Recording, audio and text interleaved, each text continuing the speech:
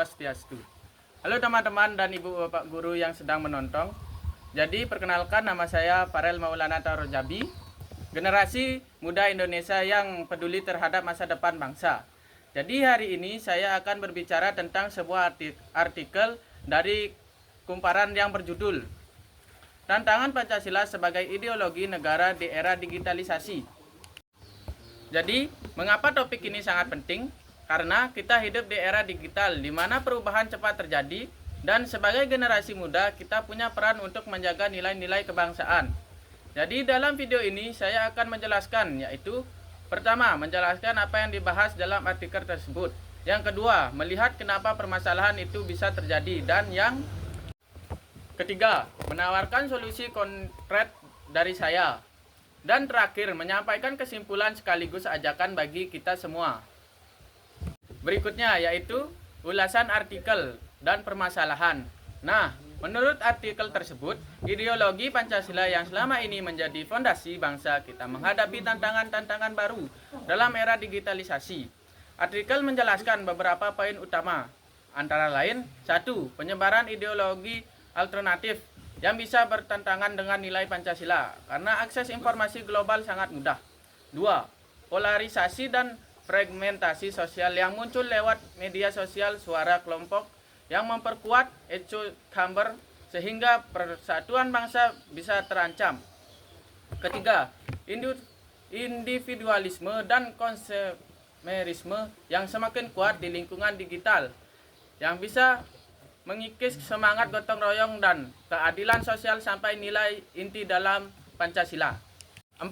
Berita palsu atau hoax, disinformasi, dan pengawasan regulasi yang belum cukup kuat untuk mengendalikan ruang digital. Semua ini menjadi hambatan agar nilai-nilai Pancasila bisa benar-benar diterapkan dalam kehidupan sehari-hari di dunia nyata. Pertanyaan berikutnya yaitu, kenapa bisa terjadi? Beberapa penyebabnya. 1. Akses teknologi yang cepat dan kurangnya literasi digital membuat banyak orang terpapar ide ala luar tanpa filter kritis. 2. Perubahan budaya global yang cepat sehingga nilai tradisional atau kebangsaan mungkin terasa kurang keren dibanding budaya asing. 3. Regulasi dan pendidikan nilai yang belum sepenuhnya adaptif dengan era digital. Pendidikan karakter atau Pancasila kadang masih dianggap kuno atau formalitas belakang. 4. Data atau fakta tambahan. Misalnya, dalam penelitian tantangan nilai-nilai Pancasila pada generasi milenium di era digital, disebutkan bahwa generasi muda menghadapi penurunan nilai moral karena tergerus aktivitas teknologi digital bebas. Dengan demikian, tantangan ini bukan hanya teoretis, melainkan ada dampak nyata terhadap bagaimana generasi muda berinteraksi, bermedia sosial, dan ikut dalam kehidupan berbangsa. Nah, solusi sebagai generasi muda yaitu, sebagai generasi muda, saya menawarkan beberapa langkah solusi konkret.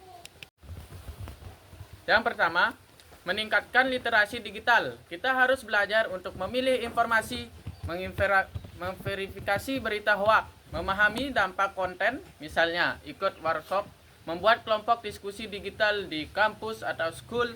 Hal ini diperkuat oleh banyak artikel yang menyebut literasi digital sebagai kunci. Yang kedua, menggunakan media sosial secara positif, bukan hanya konsumsi pasif, tetapi aktif, memproduksi konten yang menumbuhkan nilai kebangsaan, toleransi, persatuan, misalnya membuat video, postingan, kampanye ringan tentang gotong royong, keberagaman, toleransi antar agama atau etis. 3. Menghidupkan nilai Pancasila dalam komunitas nyata. Misalnya, dalam organisasi, mahasiswa, komunitas online atau offline, kita bisa menerapkan gotong royong, musyawarah, keadilan sosial, sampai bukan hanya di ruang kelas, tetapi juga digital. Yang keempat, mengajak dialog dan keterbukaan antar generasi muda. Bisa menjadi jabatan antara teknologi digital dan nilai tradisional. Dengan keterbukaan kita bisa menjabatani kesenjangan antara generasi dan mendorong pemahaman bahwa Pancasila tidak usang. Yang kelima, berperan sebagai agen perubahan, misalnya volunteer digital untuk sekolah kurang akses. memfasilitasi literasi digital di desa atau kampanye anti hoax. Dengan aksi nyata kita menunjukkan bahwa sebagai generasi muda, kita peduli terhadap nilai kebangsaan. Nah, jadi langkah-langkah ini bisa digabungkan akan dapat membantu agar nilai Pancasila tetap hidup dan relevan di area digitalisasi. Kesimpulannya yaitu, jadi era digital membawa banyak peluang, akses informasi cepat, partisipasi digital, kreatif. Namun juga tantangan besar bagi ideologi Pancasila. Mulai dari polarisasi, hoak, individualisme, hingga regulasi yang tertinggal. Permasalahan ini tidak akan teratasi hanya oleh pemerintah atau institusi saja. Generasi muda punya peran vital untuk menjaga penerapan dan melahirkan nilai-nilai Pancasila dalam kehidupan digital dan nyata. Dengan literasi digital yang tinggi, penggunaan media sosial yang bertanggung jawab, dan pengamalan nilai kebangsaan yang konkret, kita bisa menjadikan era digital sebagai kesempatan untuk memperkuat Pancasila sampai bukan malah membuatnya terjerumus. Nah, oleh karena itu, mari kita bersama-sama sebagai generasi muda Indonesia bergandeng tangan menjaga persatuan dan kesatuan, memajukan keadilan sosial, dan membangun bangsa yang kuat di tengah arus digitalisasi.